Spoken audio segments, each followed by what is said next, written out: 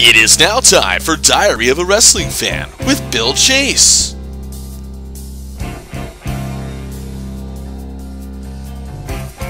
And now, here he is, the man who actually triggered 2 Tom McDonald fans in the same day without even trying, Bill Chase!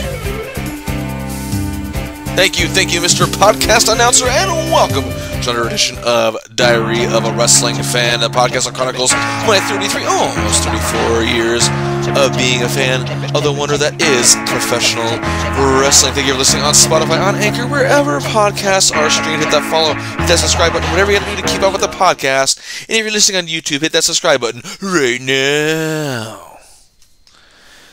Yes, indeed, we are going to be talking about WrestleMania X7, if you hadn't guessed already. And you know what? I am excited for this because this was the pinnacle of many wrestling fans' fandom, if you will. Me, I'm still a huge fan of professional wrestling, but when you're an 18-year-old, I literally just turned 18 years old, like maybe a couple weeks prior to this. I think it would have been 18 days, so almost like 2.5 weeks. So, I'm in high school. It's in wrestling the way it is in 2001. It just gets me all excited. But before we get right into that, I want to give, of course, a quick plug to Pro Wrestling Ontario. Follow us on social media, on Twitter, on Facebook, on Instagram. Also, check out our YouTube channel. If you're listening to this podcast on YouTube, you can scroll to the right of the video window. There is a link to our channel. After you're done listening to the podcast, hit that link. Check out our videos. We got complete shows. We got episodes of Foundation with matches, some very recently, as a matter of fact, in the previous 15 weeks. And also a new show, The Pillars of Pro Wrestling Ontario, as our own Ryan Knight from Knights of the Squared Circle catches up with the openweight champion, Tyler Hill. So, there you go. You can check out all that content on our YouTube channel. We're still going to be dishing out content on a consistent basis. So please give us a look-see, give us a subscribe, give us a like, give us a comment, and hit that notification bell. Ding, ding. Alright, indeed, we're going to be talking about WrestleMania X7 here today. And, oh, man, I tell you, this show still brings back so many great memories. This era brings back so many great memories. Especially, I mentioned many of my friends in several different podcasts. When I'm younger in elementary school, I talk about my frenemies, Chad and Ricky, and of course my friend Sandra. When I'm in high school, I talk about, of course, my good friends Tom, Jeff, and John. And you know what?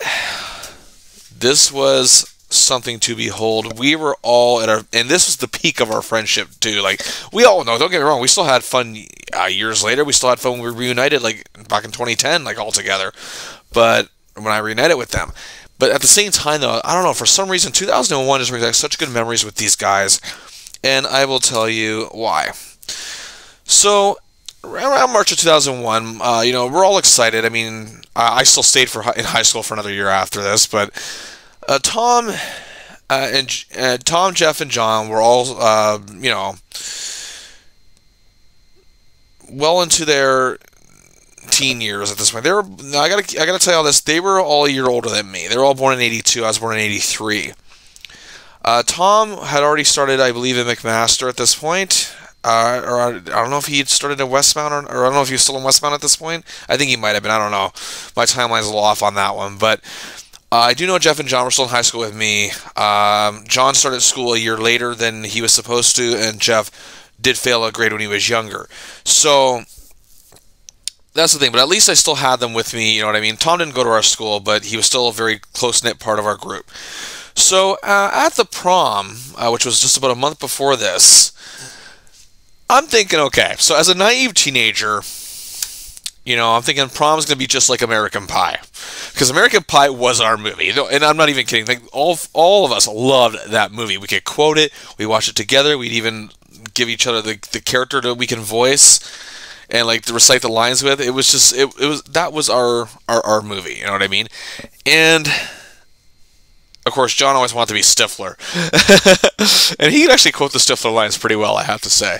But anyway, so it didn't turn out quite that way. We still had a decent time, but I remember that day, or that night I should say, the one girl I was looking to, not get with necessarily, but I mean, try to build a bridge with, if you will, because I know, but she put me back in the friend zone, pretty much where I belonged at that point.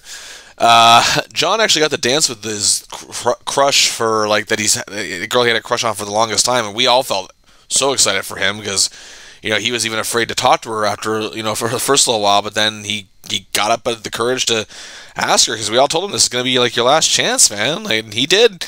To his credit, he did. I also have to say too, Tom hit it off with a friend of ours, a friend of mine, and mine. Well, she's friends with Jeff too, but she known myself and John for years.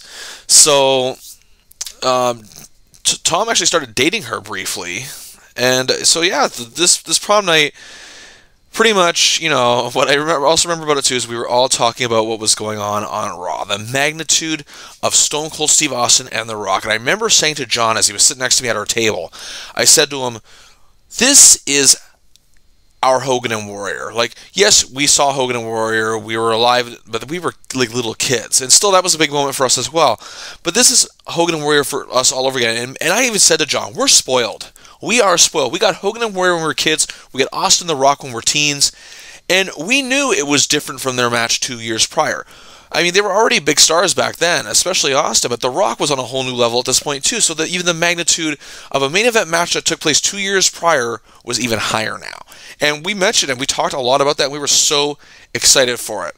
So excited, as a matter of fact. Now, at this point, we had actually gotten rid of the quote-unquote cheater box. Now, I was still watching pay-per-views, but I had to, either go to someone's house or watch it on tape a day later. It was, something like that. Our friend would give me a tape or whatever.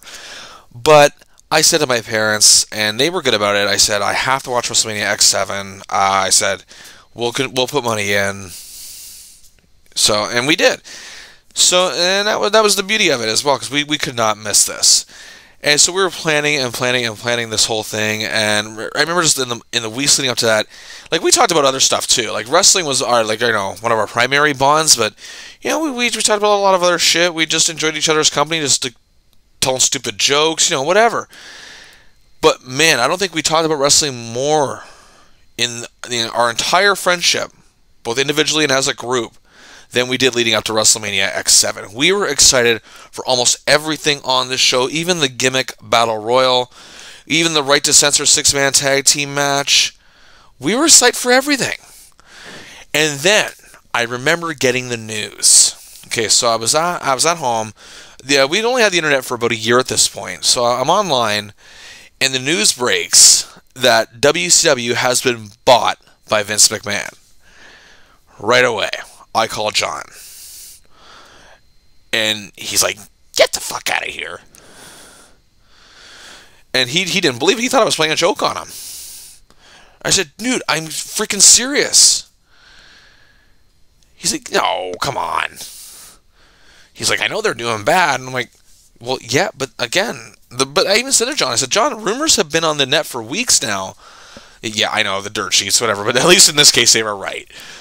Rumors had been going around that Bischoff and a company that he was associated with, Fuchsia Media, were going to buy WCW, but that didn't end up happening.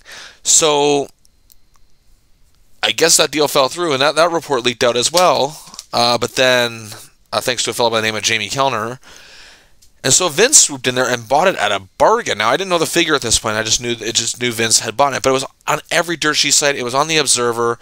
It was everywhere on the Torch.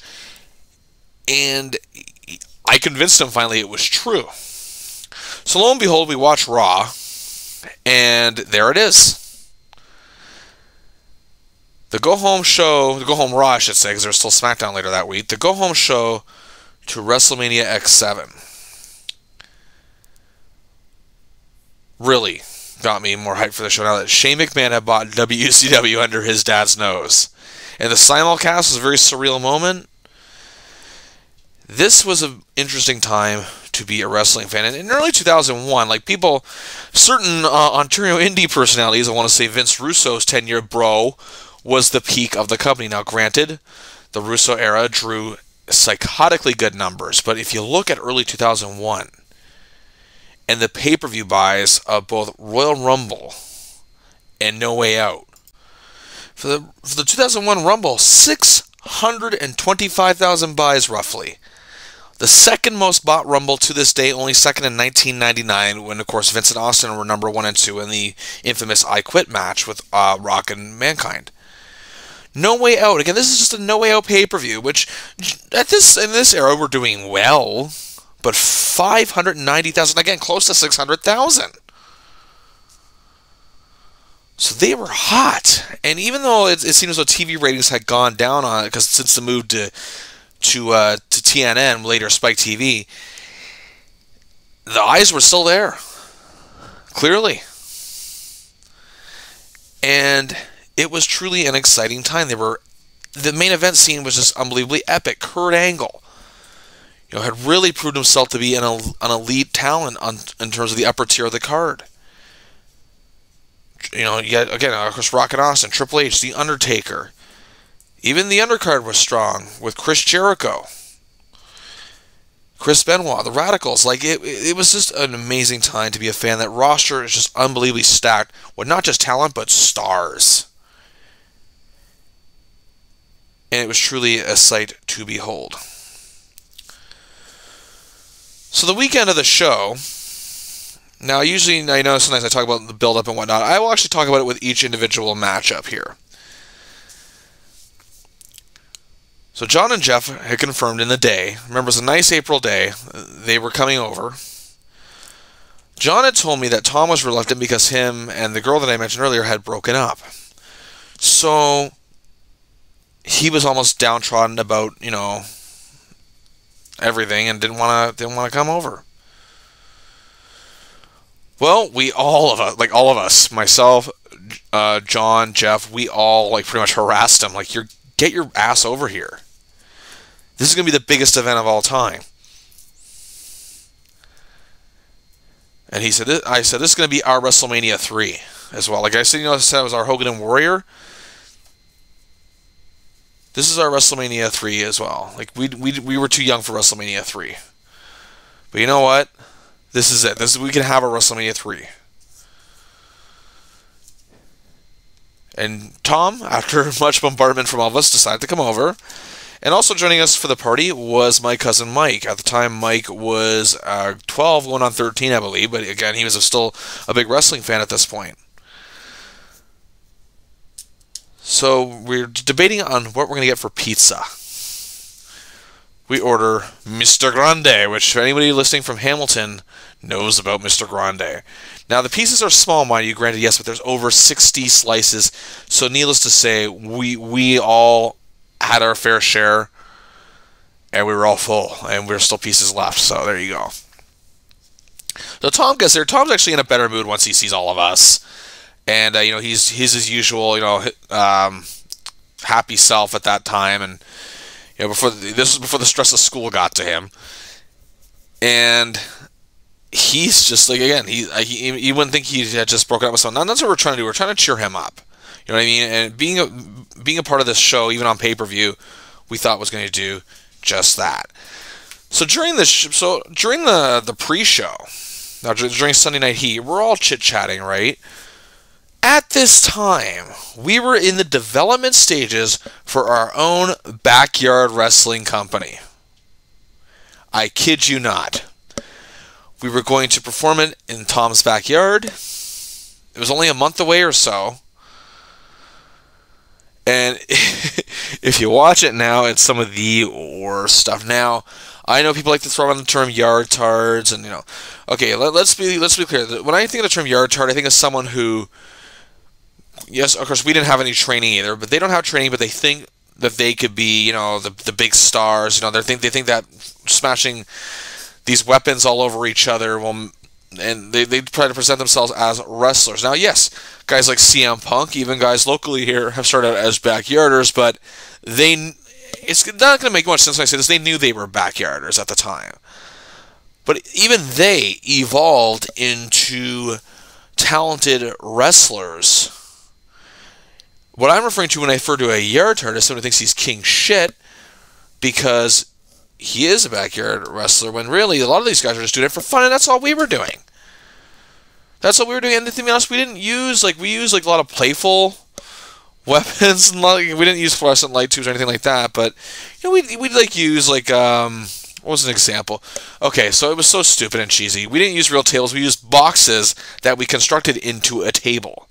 We had the trampoline. We wrestled on trampoline. We weren't taking any real bumps. So again, it's just for fun. And, again, wrestling being so hot at this time, we just want to act something out. Create our own characters, have a little fun. It was going to be great. Like we just wanted to, just do something to pay tribute to one of our favorite pastimes. So there you go. So when I think of the term yartard, I think of people who are they think they're king shit because they wrestle in backyard wrestling. And again, there's nothing wrong. There's nothing wrong with it particularly because, again, like I said, a lot of talented wrestlers that I know personally have done that. And I think that, and here's another thing too. Okay, so I'm going to say this as well, and this might be an unpopular opinion. As a little kid, if you're wrestling in the backyard with your siblings, your friends, your family, whatever, that's technically backyard wrestling. That's all we were doing. That's all we were doing, just having fun. We didn't think we were Major League. We didn't think we recorded our shows, sure, but again, that was just for posterity more than anything, if you want to put it that way. I think that's the term Tom used. He liked using big words. It's like, we get it, Tom. You're smarter than all of us, which, to be fair, in a lot of ways he was, and he still is. But, yeah, so we were excited for that, and we were just talking like a pre-development stages, and this is what got Tom psyched up again and got him in a good mood talking about it, because he was really passionate about this project, because he cared about his friends. That was his way of showing he cared about us, by wanting us to all have fun together, and he was great that way. So then came the show. Now, even as that opening video package commenced, we felt the goosebumps, like we were ready. We've been waiting for this our whole lives, a supercard like this our whole lives. And I should mention, though, however, I digress. So there was a pre-show match, tag team match between Grandmaster Sexay and Steve Blackman. Yes, that actually happened. Against the X Factor. Dealing with the X Factor. Yeah, and oh God, the best, worst theme song ever. In the continued, okay. I like X-Pac. I love Sean Waltman. I've met him. He's a nice guy. He signed my figure of him. I like him. I was a fan dating back to the 1-2-3 Kid. During my tape trading days, which is in the archives, by the way. I talk about the Lightning Kid in that, and his matches with Jerry Lynn and Sabu. Like, I'm a fan of this guy. But for whatever reason, and because recently I was watching all the Raws leading up to this show, the SmackDowns, and I've been watching them in order for the last like 6 years, dating back to 1993 when Raw started. So I'm watching these episodes. After I seen he turned heel, for whatever reason, they were highly protective of X-Pac. And not to mention his character at this point had go-away heat. But at this time, I'm thinking to myself, if they're protecting him so much, why is he not moving up the card? That was the thing that baffles me more about the X-Pac thing. If they're protecting him to prime him for a main event run, I can understand that. But he didn't. He just stayed in the same spot the whole time, pretty much. Like, there was no ascension, there was no descension either, really. That was the funny thing.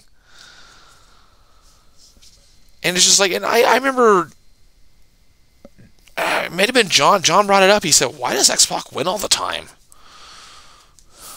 And John had a point. And it continued. That feud they had with the Dudleys was ridiculous. So either way, they win the match, which in this case, yes, they're a new faction, so obviously they're going to be put over. That's fine. At this time, it didn't really, at least it made sense. So the show, back to the show itself, opens with Chris Jericho and William Regal. Now, I remember us talking at school about the segment where Jericho pissed in Regal's tea. Because, hey, attitude, baby.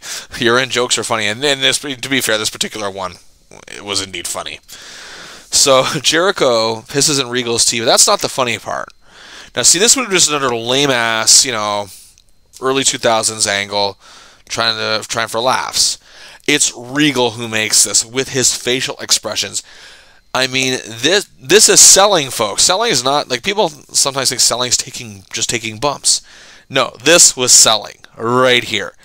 This was unbelievable. Regal's facial expressions, not just with this, in any aspect, were priceless. I still remember when Al Snow defended the European title against Regal. He carried the picture because he was dressed, of course, for England because Al Snow was doing that whole shtick. He carried a picture of Regal, and the picture of Regal looks like it was stamped without his approval. So the look on his face in that picture is great. That's what I mean. He's just a consummate performer, great on the microphone, a natural personality, and just a guy you love to hate. And that's what he was here. So they had an ongoing issue for several weeks here, and this is for the Intercontinental title. Jericho was the champion at the time.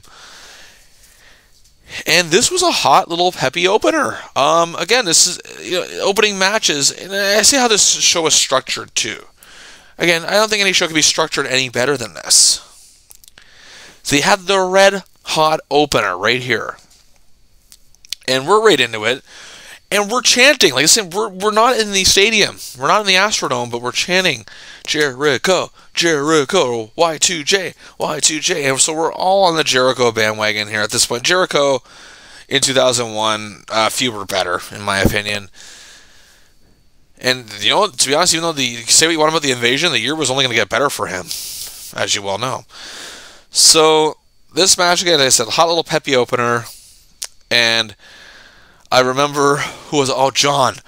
Oh, if I remember this correctly, John was trying to do the Regal facial expressions, and he was doing a very good job.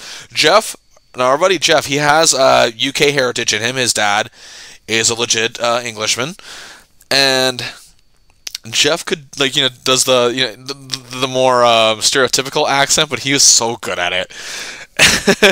And then of course Tom, while laughing his ass off, does the impersonation himself too, in his own voice. So that's a hilarious thing. He tries to do it in the voice, and he just ends up doing it in his own while laughing hysterically. So we're all having a ball here. Mike's just laughing at all of us at this point as well, hanging out with these crazy teenagers. And of course Jericho wins the match. It was again a really good match here, a lot of fun, and it really just got us right into the show right away. So again, I mentioned the card was structured. And next up we had the APA and Taz taking on Right to Censor, which was Bull Buchanan, the Good Father, and Val QAnon Venus. But and they had, of course, Steven Richards in their corner. Now, Right to Censor. Now, again, this was a group. Now, again, people in hindsight frown on this group. They had heat. I mean, some say it was, mid-card heat. So what? He's heat. They were over, whether you want to admit it or not. And some say, well, it was a shelf life gimmick. Again, no shit. That's why it ended at the right time. Again, to me, Right to Censor didn't overstay their welcome.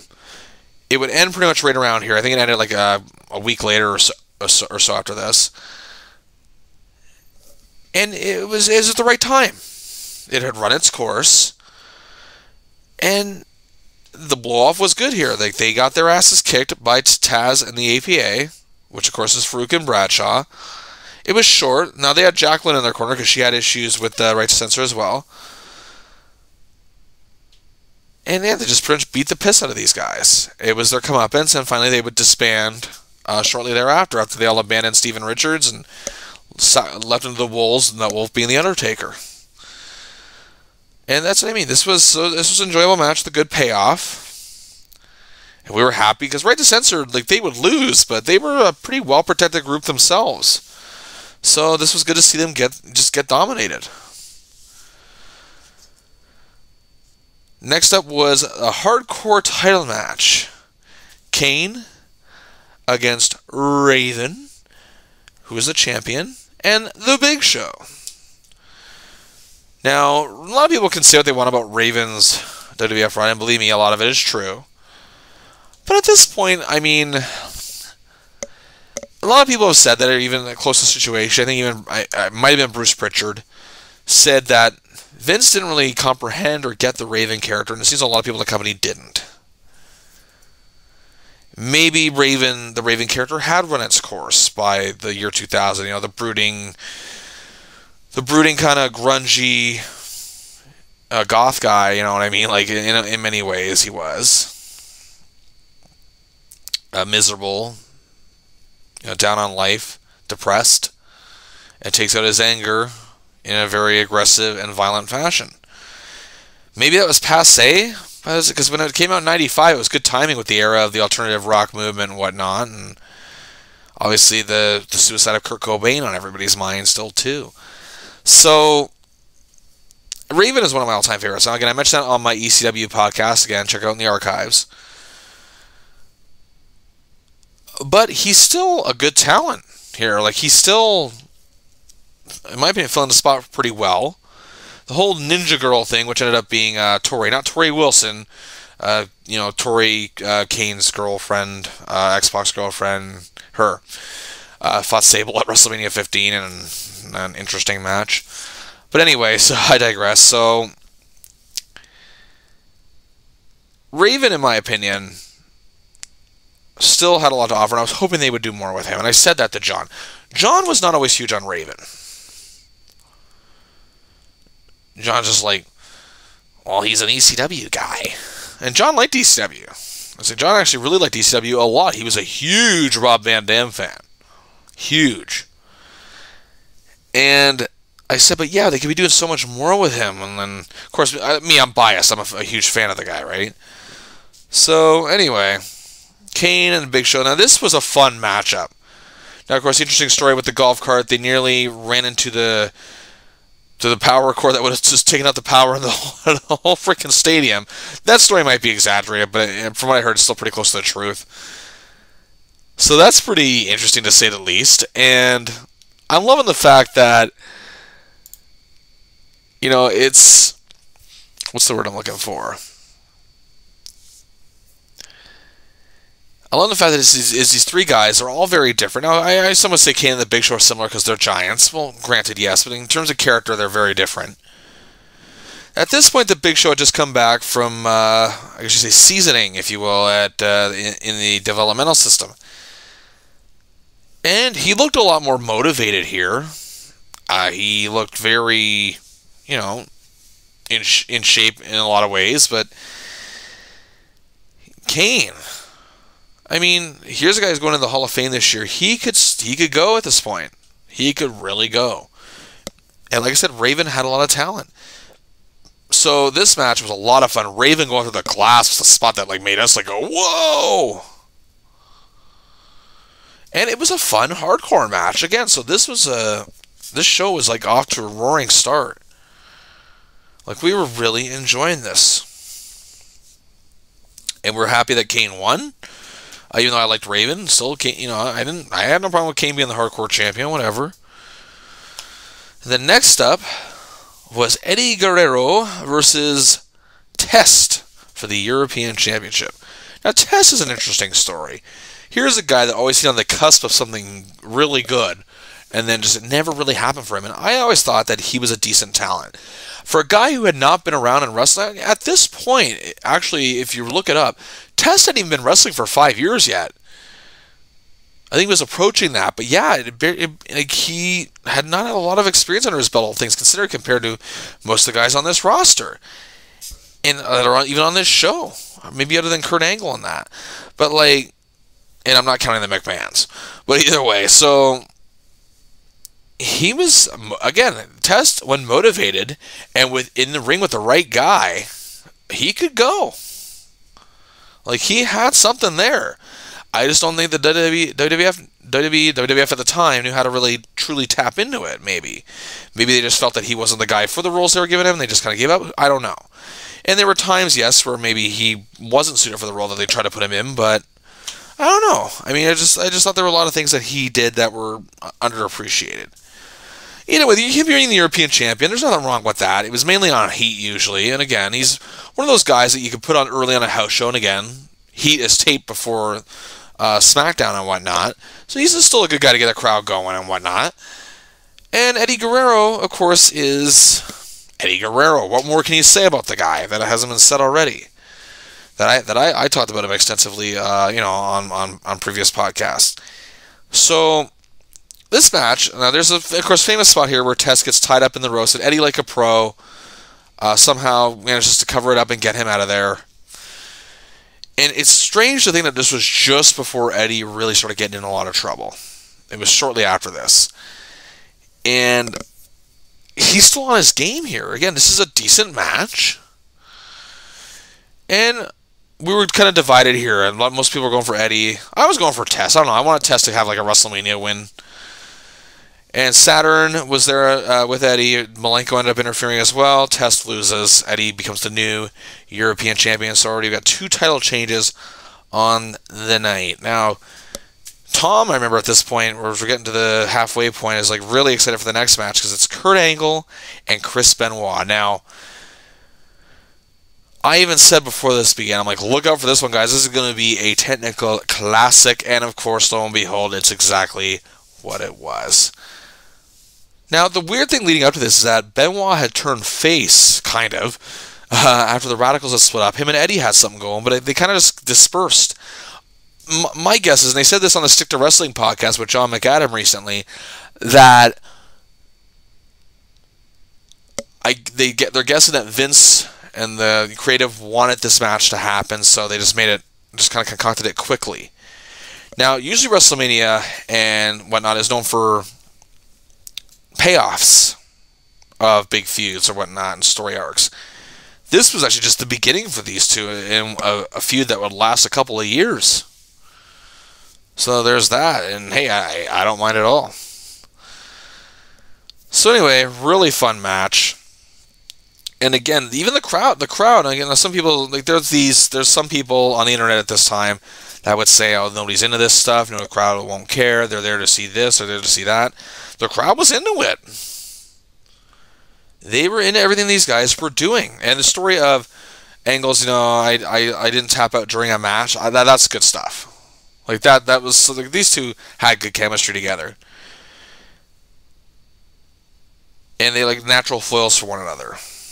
And the crowd, even though Benoit had just turned face after being a heel for the better part of a year, over a year at this point, he was starting to get a reaction. Benoit was really starting to get a reaction. And Angle, of course, Angle was fresh off a reign as the WWF champion, which he just lost to the month prior. He was getting more intense with his character. The Angle's character definitely evolved over the years. Now, no, I don't criticize it too. The doofus Kurt Angle was great stuff, but his character evolved over time. It's just a wrestling machine who just destroyed you and would enjoy doing it. So that's what I liked about Kurt. He's really evolving at this point. He still had the doofus thing going, as we would see later on, months after this, or weeks after this, with the Stone Cold Steve Austin stuff. But still, Kurt was evolving very well at this point. He had a really good title reign, in my opinion. I know some say he took a backseat to the bigger stars, but he hung with all of them. And you know what? The fans reacted to every little thing he did.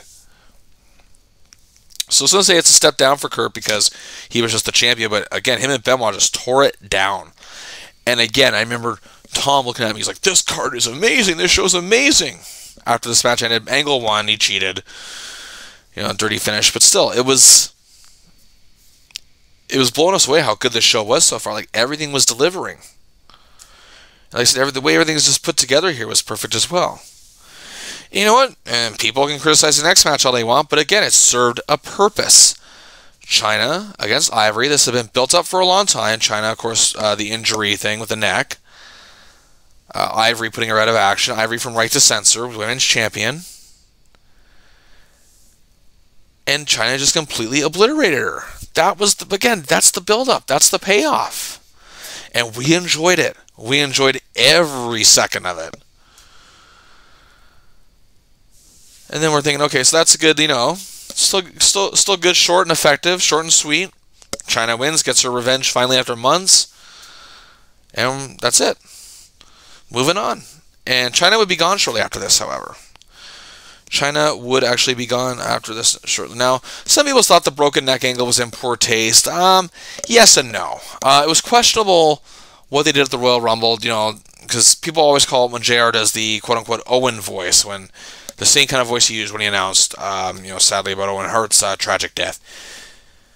So I understand from that perspective, but an injury angle is not tasteless in my opinion. If it was well done. And again, yes, maybe JR should have used that voice. I don't know, whatever. But at the same time, though, there's nothing wrong with an injury angle. And it was effective. Like, China was crazy over at this point still. Even though she'd be gone shortly after due to conflicts with the company. It turned out being pretty ugly from what I understand. But it was built up very well. And this was something I wanted to see. We all want to see. And again, this is the thing about the show, too. Everything, even the Benoit Angle match, which was kind of thrown together a couple weeks before the show, it still had a decent build-up. Everything here had a pretty good build-up. Guerrero and Test didn't have a lot of build-up either, but again, it was still a match that had its charm leading up to it. Because it's Eddie. Again, there's nothing Eddie really couldn't do. But I digress. So the show right away, right now, is just off the charts.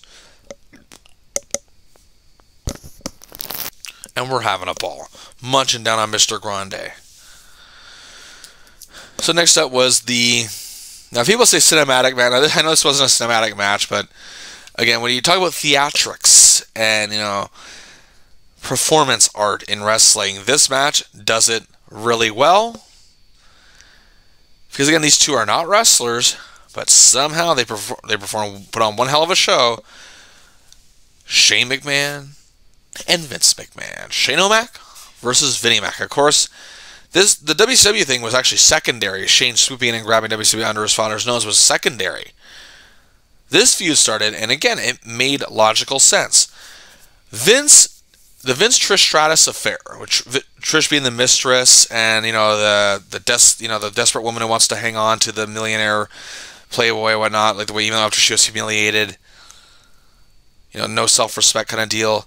It made Vince the ultimate scumbag, and we all, of course, very few can play a scumbag like Vince McMahon, maybe the greatest heel of all time. And of course, who could forget where, Trish and Vince make out in front of Linda. Linda, who is catatonic, comatose, and heavily medicated at this point, it seemed, and which kind of mirrors her acting abilities. I'm kidding. Not really. But, again, that stuff just made Vince the ultimate scumwad. Who was going to put him in his place? Now, initially, apparently, it was supposed to be Mick Foley, but that never ended up happening, although Foley is involved in this match as a guest referee. So, Trish is pretty much, Vince's toy, more or less, and that's how they portrayed it on TV. The infamous incident where Vince made Trish strip and bark like a dog in the ring. That one would not pass today. And if cancel culture is going to get on anything wrestling-wise, now that the WWE Network has moved to Peacock, that's going to be one of them. So anyway, moving on. Shane, of course, is the one who avenges his mother. And again, from a story standpoint, it does make perfect logical sense. We were looking forward to this. Again, two non-wrestlers. You think of the McMahon say, I can't stand anything Shane does anymore. I can barely stand what Vince does, or has done in recent years. But at this time, the McMahons still had marketability, in my opinion. They still, some say, well, they still do. They pop the ratings here and there. Yes, they're short-term solutions for long-term problems. But here's the thing. They were still on their game at this point. Now, people criticize, of course, how they took off the main event of WrestleMania the year prior. That may be true. But this is something, again, the way it was built up, the way it was put together, we were amped for this. We actually got a refill on all our drinks. We were ready. And TLC hadn't even happened yet. That's the thing. This was so much fun. Again, just the story of, the son of, just trying to avenge his own mother. Vince humiliating his wife because he can. Because he has the money and the power and the greed, and that's what drives him. That evil Mr. McMahon character. And, Linda being at ringside. And, of course, Trish finally has enough, slaps Vince. And that's pretty much the end of that. So she goes, she gets on Stephanie's case, and they had a nice little feud going too. Stephanie was out ringside, of course, and then this was where the theatrics really get good. So Vince is putting Linda in the ring, takes her from the wheelchair, puts her in the ring, sits her on a chair, just continues to beat on Shane. You know, he's like, I want you to watch. You know, it's just good, such good stuff.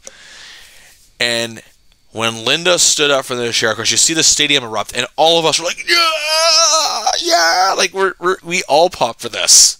We're just into the drama of it all. And then just Shane, as he's dazed, as he's getting, you know, these trash can shots, he's just kind of like, Dad, and just points to Linda. And the look on, again, Vince's facials too are great. And he sees Linda there, and just that oh shit look on his face. I'm in for it now. And yeah, he takes the shot to the pills, and Shane, of course, does his infamous coast to coast with the garbage can on to Vince, hits it perfectly, magnificently. That's the match. Shane and Linda embrace, mother and son. And we were into this. Like, again, say what you want about the McMahons, and again, a lot of it would be true, but at this point, they could barely go wrong. And then the invasion happened. So anyway, we had to come down. Now we had to come down from that, but next it was TLC. So again, our excitement level, we never lost it. It's risky putting two big, stories back to back. One being a great story, the other about to be a crazy, psychotic match. TLC 2 for the Tag Team Championship. Now, the year before these three teams tore it up at WrestleMania in a ladder match, and the first official TLC match took place at SummerSlam 2000, and now here we are. Again, these three teams were the tag team division. I would say them, along with the New Age Outlaws, and to a slightly lesser extent, but I'm not saying that to be dismissive, Too Cool. They made a great tag team division in this era. So there you have it. I mean, just the talent, and who would have thought, with all the stuff these guys have done, and all the injuries they've had, and all the near career ending, and some of them have retired. Most of them are still active. Edge is about to main event WrestleMania. Christian has just signed a huge deal with AEW, and looks like he's going to be feuding with Kenny Omega. So there you have it. These guys may have still been in the tag team division, but that again, some people look at the tag team division as negative stigma. Oh, back then it was not. And what can you say about this match? Every single thing they did, we popped for. Why? Because, hey, we were just marking out for what we were enjoying. Boom, boom, boom. The spear, again, the spear off of the freaking Edge's spear in midair. As Hardy hung on to the belts. Oh. Amazing visual. Again, even the involvement of Rhino, Edge and Christian's buddy. And again, for the really hardcore smart fans, that's of course a nod to the fact that they've had a long time friendship with him. The Dudleys, of course, with Spike, Lita getting involved with the Hardys. Again, it all made sense, and their interferences didn't lessen the match anymore. It didn't take away anything from it. So it ended with Edge and Christian winning the titles yet again. The Dudleys were the champs going into this. I almost even forgot that while I was watching this. And we're thinking, can this show get any better? Like, that's, again, I look at Tom and I say, can this show get any better? He's like, oh, I dare I think if it does. Like, oh my goodness. Like, he was, yeah. We were ready for it to get better. So anyway, moving forward, we had to come down from this. Now again, you had a great story with Shane and Vince. You had an amazing, and I'm not even being negative when I say it, a spot fest with these tag teams, but they're still battled aggressively for those tag team titles. So we needed something to come down. And next up, that was a perfect match for that, the Gimmick Battle Royal. This was our childhood, especially John and myself, come to life. We were excited to see everyone walk through the curtain. I was laughing at Cornette. Cornette just looked happy. Bruce Pritchard, the Brother Love character, back again, the Bushwhackers. Bobby Heenan. And I marked out more for Bobby Heenan. when Mean Gene's music hit, we actually started chanting Mean Gene, Mean Gene, Mean Gene, Mean, like, right, because we were happy to see, we had WCW just shut down, he was just there. He was pretty much there to the end. And so, of course, yeah, he's probably going to do commentary, or at first I thought he was going to, like, announce, because he announced the Battle Royal, like, ring announced the Battle Royal at WrestleMania 2. So, he actually is on commentary, and because JR said him and Heyman are going to tag out. And I'll get to them in a second, actually. Now, earlier in the show, there was a promo with Kamala, or Regal was attempting to cut a promo after his loss to Jericho, and Kamala's in Regal's office, standing on the desk, the picture of the Queen that Regal has. It's like he's like threatening to eat it. It was just such hilarious stuff. So yes, indeed, Kamala was there along with Kimchi, I think, played by Steve Lombardi here, maybe. And of course, when Bobby Heenan's music hits, though, I marked the fuck out. I remember like almost like grabbing John like by his shoulder, like getting excited, like, yeah, look who it is, it's our boy. Heenan left shortly before, like I think about a year before WCW had gone under. He had just done commentary for the Women's Wrestling pay-per-view, which I cover in the archives. Check it out. So it was good to see him here, and he's better here in 3 minutes than he was in the entire Women's Wrestling pay-per-view. Honestly, the match was 3 minutes, so the whole segment, I guess, was more like 7 or 8 because of the entrances and that. And of course, Heenan's famous line here: by the time the Sheik gets to the ring, it'll be WrestleMania 38. He's still walking to the ring, folks. But so again, Heenan hadn't lost it at all. He just, I think being in a WWF environment just for a minute motivated him again. I think it's just something about being in that atmosphere got the old Bobby back for a few minutes. So this was just a fun little thing. Iron Sheik won. So, of course, me being me, I'm like, oh, he's a legend. Let's applaud him. Because Sheik couldn't take a bump to the outside, so I guess that's why he had to win. But Slaughter gets his heat back, attacking the Sheik after. Again, it was really quick. It's nice to see these legends here again. It was mainly for the entrances as well. They all get a nice payday, so good for them. Yeah, it was a lot of fun. And this was, again, a perfect come down, to calm us down. We're still enjoying it, we're still entertained by it, but we weren't, as amped up, obviously, as we were in the previous 2 matches. So it calmed us down just in time for The Undertaker and Triple H, which was next. Now, for those who know me well, know that I'm a huge Undertaker fan. He's my second favorite wrestler of all time, only second to Bret the Hitman Hart. So, of course, I'm already nuts about the streak at this point. The streak was Taker was only 8-0. But still, I referenced it as a streak since the year prior. Or no, sorry, not the year, because he wasn't there the year prior. So after he beat the Boss Man in WrestleMania 15, I said, oh, he's got a streak going. And they would mention on commentary at times that he hadn't lost at WrestleMania, but they never called it the streak. That didn't really come into play until Taker was 10-0 when he would beat Flair next year. The Undertaker and Triple H, now, they have fought in the past, but never on this level. So it's a match of a high magnitude. Again, Triple H saying he'd accomplished everything, but he's beaten everyone. And at that point, it was true. He had just beaten Stone Cold Steve Austin. So again, that was perfectly logical. And it's true. So we actually thought Triple H had a chance to win here. He had just beaten the biggest star that wrestling had seen in years. So, of course, this... Again, even though the streak wasn't an actual thing, still, I even said Taker's WrestleMania winning streak could come to an end here. This was a fun brawl. Now, again, like I said, it was built up really well. Like I said, Triple H, the whole thing, he's beaten everyone, but Taker, of course, oh, you haven't beaten me, and this is my yard, and stuff like that. It was simple and it was logical. I hated Triple H with a passion. And no, it's not the he's overrated hate. No. That didn't really exist too much back then.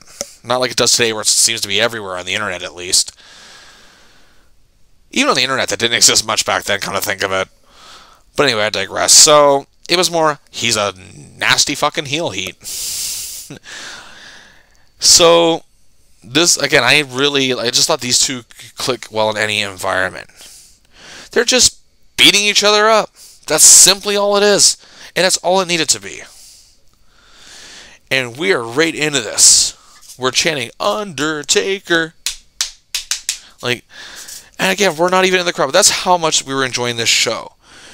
And then, of course, there's Tom. Oh, Bill, you were right. This is the greatest card ever. And it was good, again, after, a breakup and how downtrodden he was, how he nearly didn't want to come to the show. And that's what we said to him. Now, you happy you came? He's like, oh, yeah, I'm really happy. So, again, we're happy to cheer our friend up, and we're happy he was having a great time. And this match, it was a great, fun brawl. Again, a couple close calls. That spot where the last ride, though, and Triple H plunges the sledgehammer down on the Undertaker's face. Great spot. Again, the finish, out of the corner with the last ride. I've done it a few times after, but I think before this point, I've never really seen it done too often. So it's kind of out of nowhere, but not out of nowhere in a bad sense. It still added up to what was going on in the match. Triple H got a little too, a little too loose with his offense, and then Taker took advantage because he thought he had Taker beat. Taker wins, and again, that visual of Taker, he has a look on his face after the match. He's all bloodied out.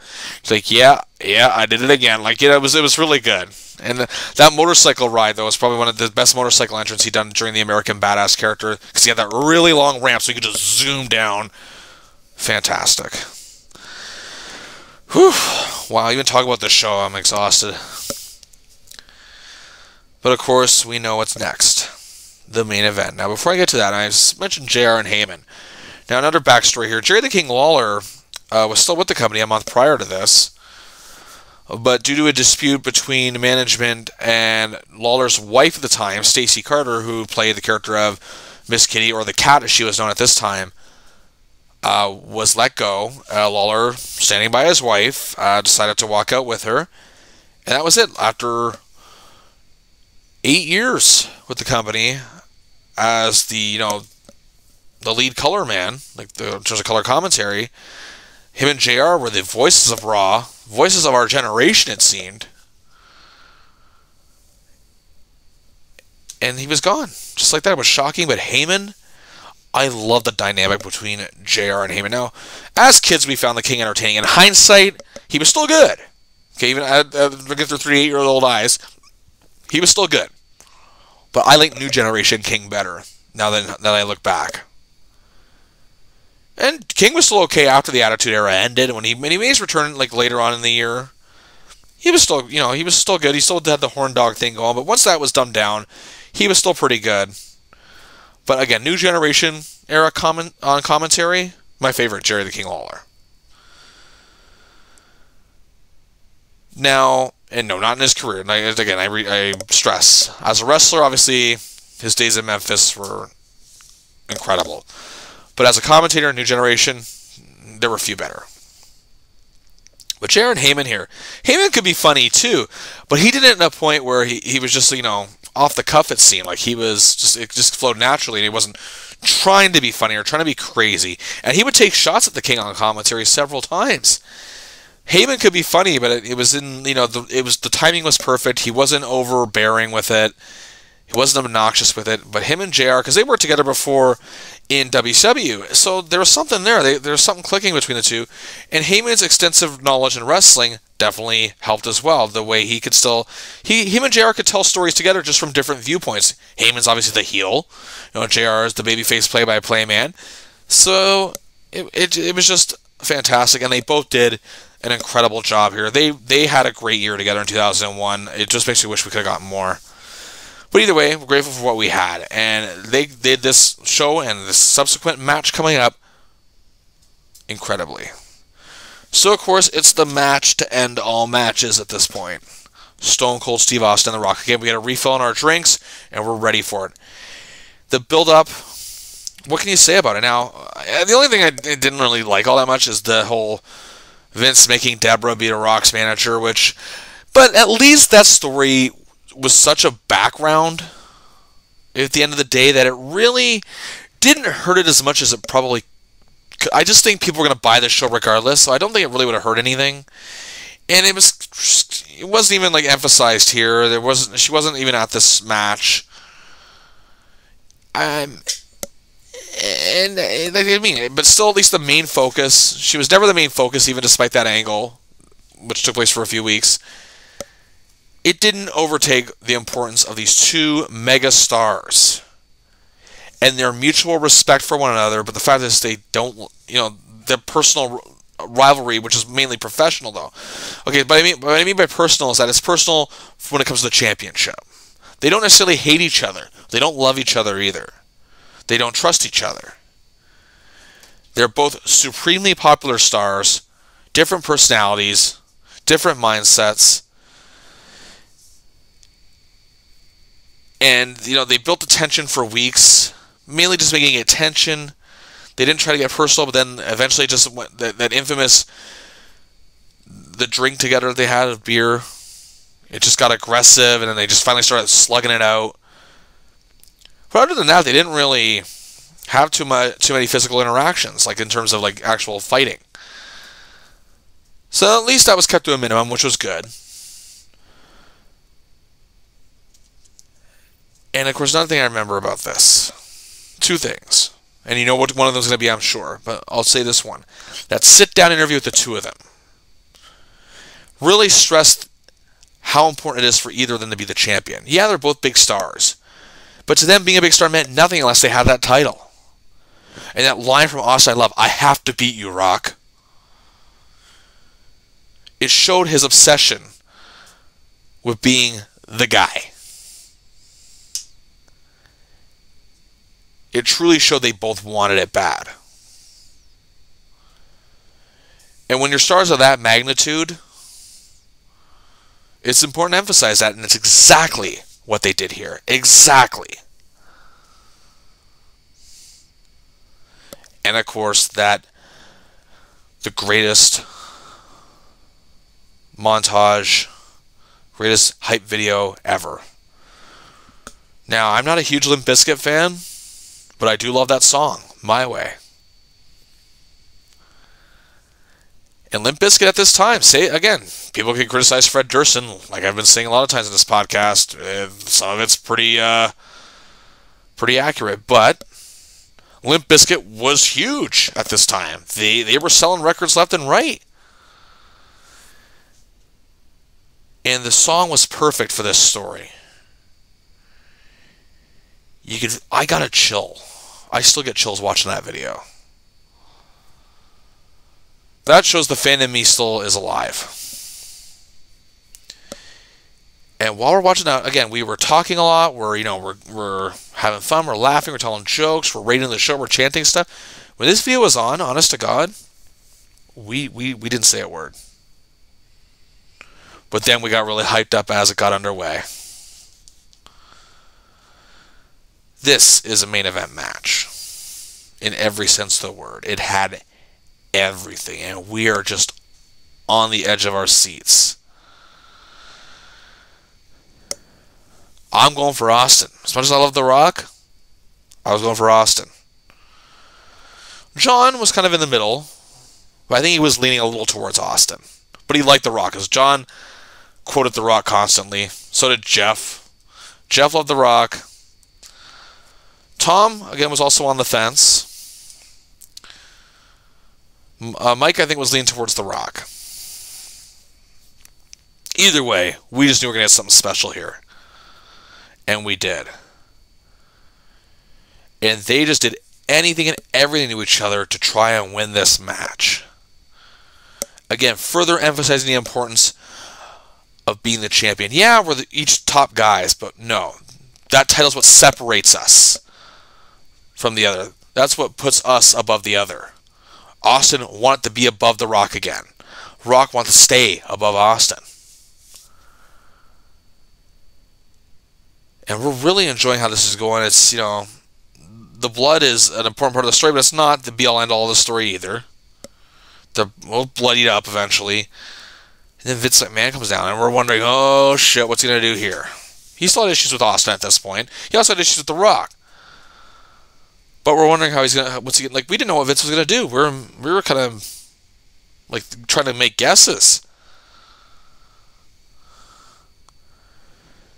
And then Vince begins helping Austin. We're thinking, what's going on here? Is this like a mind game or something? It can't be. And the way JR is building this up on commentary as well is a work of art. Same with Heyman. But JR, because he has that personal friendship, which is, like he has a close friendship with Steve Austin. And he's really putting that out there as well.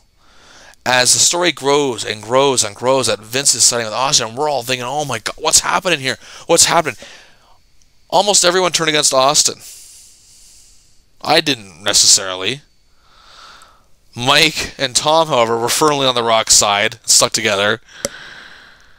But then when it became 100% clear that McMahon was helping Austin, we're thinking, this can't be happening. We were beyond shocked.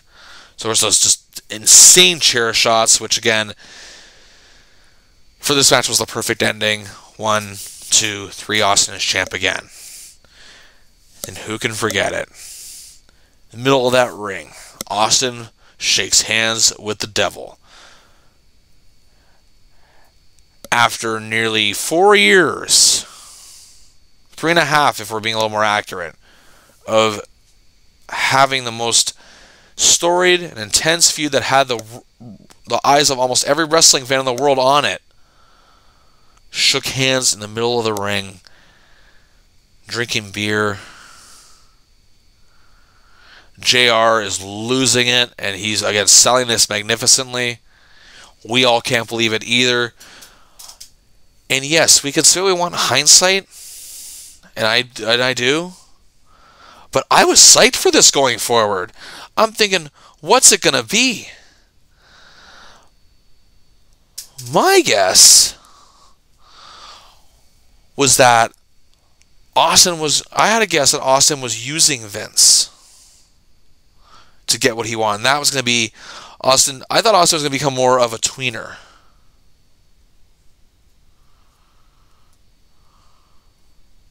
I honestly thought he was going to be more of a tweener. Not a full-on bad guy. But it's just his desperation got to him so much to be the champion again that he made a deal with the devil. And then he's going to say he used Vince, but still fans are going to resent him for even resorting to that. It's just going to build things further. But no, it turned out to be a full-on alliance. This show, the peak, the pinnacle. It drew over 1 million buys. The first WrestleMania to do so. Many have done it since, but still, this was the first. The card was perfect from top to bottom, and we raved about this show for years. We talked about it, and Tom even tried to say it was better than WrestleMania 3, which, I'll be fair, as much as I love WrestleMania 3, in terms of a complete show, I think it was. But I think WrestleMania 3 is still one of the greatest shows of all time. That being said, however, just everything here, from the structure to the matches to the stories, everything made sense here. Everything came together well. The payoffs were what they should have been. And I couldn't be happier with it. Now, some, again, look back on what happened in the end there, the Austin heel turn, which was ill-advised and probably should not have been done, looking back. But at the time, again, as a fan, I was looking forward to the possibilities going forward. And then I watched Raw the next night, thinking Triple H is going face. Nope. He teased it, and then they formed the two-man power trip. Austin and Triple H formed an alliance. Yes, they had the most heated blood feud in the last several months before this, but now they're together? I hated it. Again, I went from looking forward to what things were gonna be the night before. The next night on Raw, I hated it. I'm like, you gotta be kidding. And I think fans are ready for Triple H to go face in this thing. Because it's not like when Triple H does go face, he changes his personality all that much. He's still the game. He's still the cerebral assassin. And it just blew my mind. But I'm thinking, by this point now, around the time of this, reading this report, after reading the WrestleMania reports, it came up that The Rock was headed to Hollywood. And of course, well, the rest, as they say, is history. So I'm thinking, who's going to be the top face? Jericho? The only thing I can think of was Jericho. Jericho had enough of a following at that time, I believe, to take that mantle. The Undertaker, of course, was the guy they went with. Which, Again, of course, it's The Undertaker. Of course, it's a logical choice. That being said, however, I just, for whatever reason, and I don't even think it's The Undertaker's fault. I just think, again, with Austin going heel, Hunter staying heel, The Rock going away, I just think the whole thing added up, and the fans it just wasn't what they wanted at that time. I mean, again, they'd wanted The Undertaker as the top guy before, and they want it again later. But at this time, it's a timing thing sometimes. I just think that it just wasn't what the vast majority... I shouldn't say that, sorry. I just think it's not what a lot of fans wanted, like a significant group. Because the numbers started going down, ratings started going down a bit, and I think with WCW not being around also hurt. Things got bad instantly. TV quality really dipped. After being so great for several months, even several years, it just dipped. I never seen any product in any history of wrestling take such a huge downward turn in the snap of a finger. In my opinion, the Invasion, as much as you want, again, I've talked about the Invasion extensively in previous episodes. Yes, there's a lot to be criticized there, but I honestly think that I think the Invasion helped pick things up a little. Even if it wasn't what we wanted. I actually, and I will say this might be an unpopular opinion, I would rather have the television that the Invasion put out rather than the television from the night after WrestleMania X7 pretty much to when the Invasion began, more so got fully underway. Yeah, there was the odd WCW wrestler making a run in here and there, but I'd say TV from the next month and a half, 2 months or so was not that great. I think, okay, I should also say a month and a half, because that tag team match between Jericho and Benoit against Austin and Triple H was just an incredible piece of work. That's where Triple H, of course, the infamous match, Triple H tore his quad, but the match itself, that's what it's remembered for, but the match itself was actually one of the best in the history of Raw, I say to this day. And I think Jericho at this point could have been positioned as the top guy, top babyface.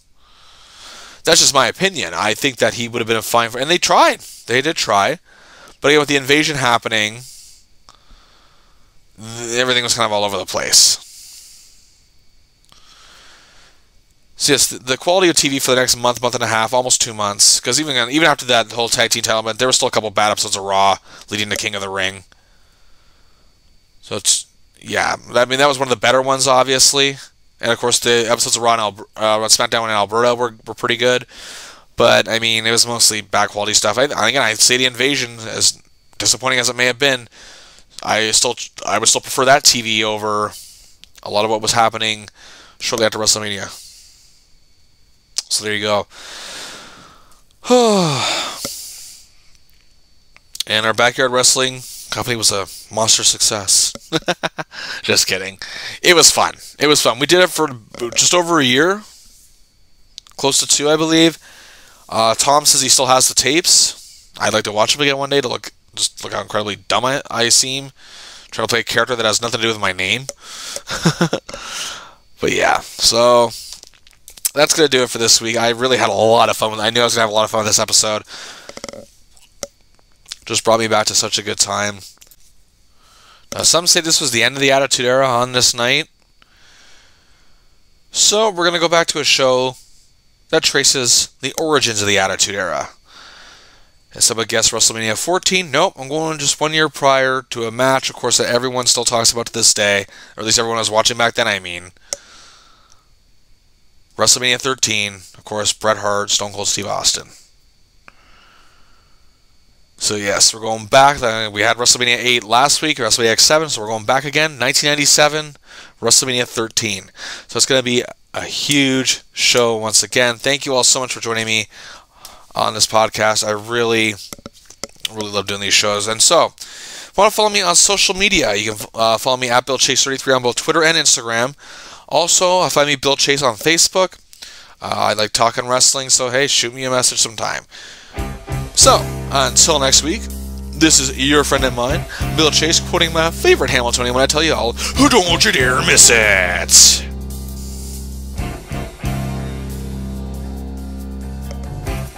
Thank you for listening to Diary of a Wrestling Fan with Bill Chase. If you'd like to make a contribution to the show, send Bill some duty-free Dunkaroos.